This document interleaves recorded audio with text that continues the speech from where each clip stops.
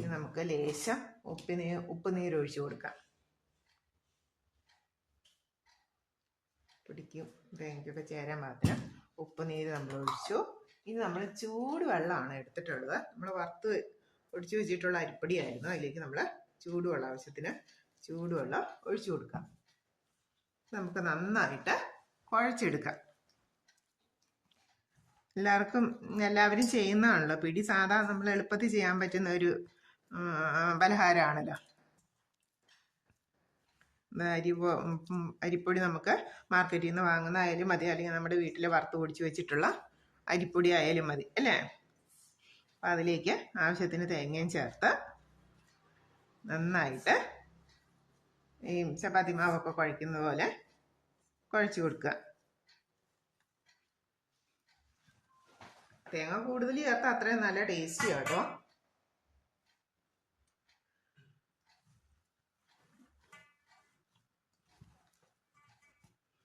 ചൂടുവെള്ളത്തിൽ വറുത്ത് വെച്ച പൊടി ആയതുകൊണ്ടേ ചൂടുവെള്ളം ഒഴിച്ച് കുഴയ്ക്കുകയാണെങ്കിൽ പകുതി പൊടി ഒന്ന് വെന്തും കിട്ടും, നല്ല മയവും ഉണ്ടാവും. നമ്മുടെ ബോൾസിനൊക്കെ നല്ല മയവും ഉണ്ടാവും.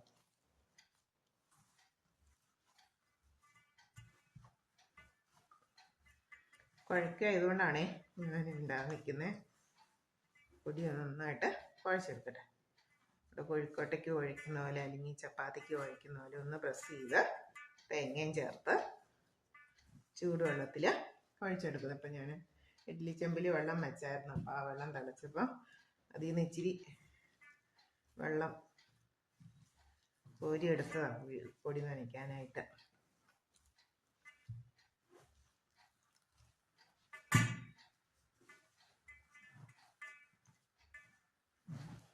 നന്നായിട്ട് കുഴച്ച് വലിയൊരു ബോളാക്കിയതിന് ശേഷം നമ്മൾ ചെറിയ ചെറിയ ബോൾസ് അല്ലേ, ചെറിയ നാരങ്ങ മുട്ടയുടെ വലിപ്പത്തിലുള്ള ചെറിയ ബോൾസാക്കി മാറ്റണം. ഇത് എളുപ്പമാണ്.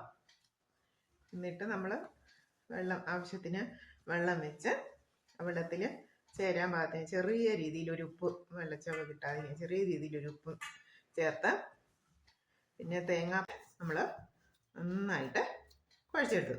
ഇനി നമുക്ക് ചെറിയ ചെറിയ ബോൾസാക്കി മാറ്റാം.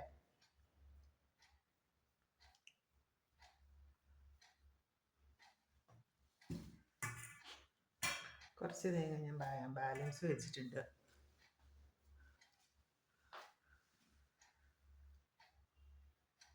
ഒരുപാട് വലിപ്പം വേണ്ട, ചെറിയൊരു നെല്ലിക്കയുടെയൊക്കെ ഒരു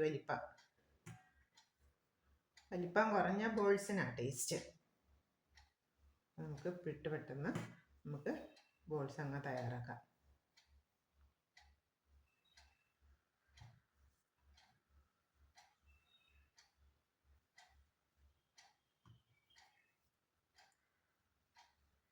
ഇങ്ങനെ പിള്ളേരൊക്കെ ഉണ്ട്, പിള്ളേരെയും കൂടെ പിടിക്കാൻ കൂട്ടാം, അവർക്ക് ഇഷ്ടമാകും.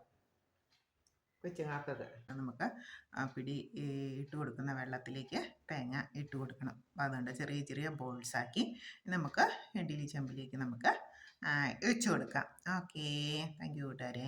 നമ്മൾ പിടി ഇട്ട് കൊടുക്കാനുള്ള വെള്ളം തിളച്ച് വന്നിട്ടുണ്ട്. നമുക്ക് ഒരു ലേശം ചേരാൻ പറ്റുന്ന ഉപ്പുനീരും കൂടെ ഒഴിച്ചു കൊടുക്കാം. ആ പച്ചപ്പങ്ങ മാറിക്കിട്ടും. ഇനി നമുക്ക് ഈ വെള്ളത്തിലേക്ക് ലേശം തേങ്ങ പീരിയിട്ട് കൊടുക്കാം. അപ്പോൾ തേങ്ങ പീര അതിൽ വെന്ത് വരുമ്പോഴത്തേക്കും ഒരു തേങ്ങാപ്പാലിൻ്റെ ടേസ്റ്റും ഒക്കെ വെള്ളത്തിലേക്കാകും.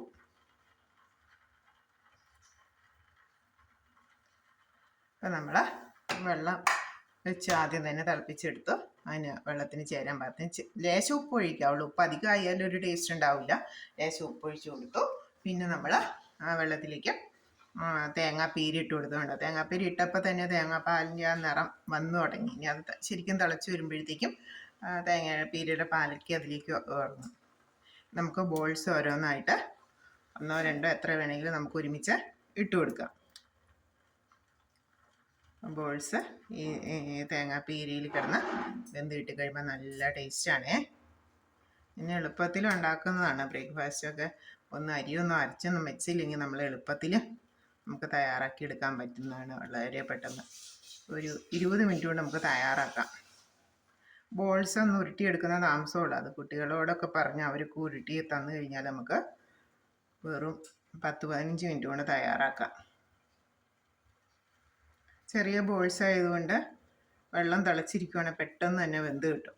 നമ്മൾ ഈ അരി കുഴച്ച് കഴിയുമ്പോഴേക്കും നമുക്ക് വെള്ളം തിളയ്ക്കാനായിട്ട് വെക്കാം. 2 തേങ്ങാപ്പേരി ഇട്ട് കൊടുത്തപ്പോഴത്തേക്കും ഒരു തേങ്ങാപ്പാലിൻ്റെ നിറം വന്നു കഴിഞ്ഞു.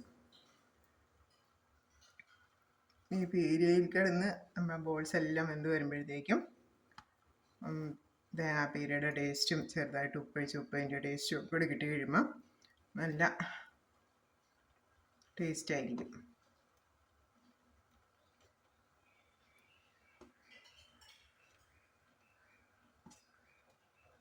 തേങ്ങ എത്ര കൂടുതൽ ചേർക്കുന്നോ അത്രയും ടേസ്റ്റിയാണേ.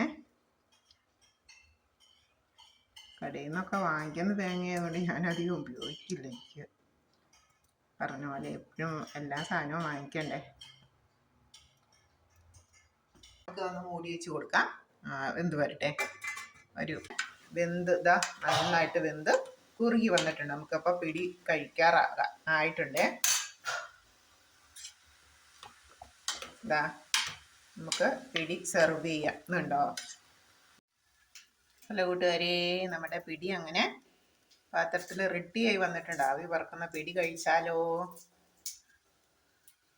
എല്ലാവരും കൂടെ കൂടുകയാണ്. നമുക്ക് ഒരു ദിവസം പിടിയും കറിയൊക്കെ ഉണ്ടാക്കി നമുക്കൊന്ന് സെലിബ്രേറ്റ് ചെയ്യുമായിരുന്നു, എല്ലാ കൂട്ടുകാരും കൂടെ കൂടി.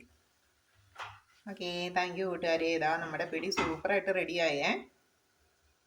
ഇവിടെ എല്ലാവരും കഴിക്കാൻ പോവാ. ഓക്കെ, പാത്രത്തിൽ റെഡിയായി വന്നിട്ടുണ്ട്. ആവി പറക്കുന്ന പിടി കഴിച്ചാലോ.